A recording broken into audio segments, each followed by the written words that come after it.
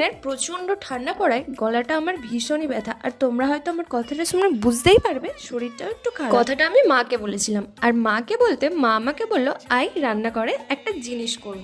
তো প্রথমে আমি একটু একটু বুঝতে পারছিলাম, তবে রেসিপিটা আমি অন্যই ভেবেছিলাম। দিকে গুড়টা ফুরিয়ে যাওয়ার কারণে মা ওর মধ্যে চিনিটা অ্যাড করেছে। আমি তো সবসময়ই বলি মা মানে হাজার প্রবলেম, রোগ ব্যাধি, হাজারটা সমস্যার একটাই মেডিসিন। তোমরা হয়তো এতক্ষণে দেখে অনেকে বুঝতেই পারছো এটা মা কি তৈরি। অন্যান্য সমস্ত পিঠের তুলনায় আমার এই পিঠেটা খেতে বেশ ভালো লাগে। আর আমি না, আমার মতো অনেকেই আছো যাদের এটা অনেকটাই ফেভারিট। তবে আমি বলবো না, পারলে তোমরা কমেন্টে আমাকে জানিয়েছি। গরমকালের তুলনায় শীতকালে প্রতিটি বাড়ি ভিন্ন রকমের পিঠে তো লেগেই থাকে।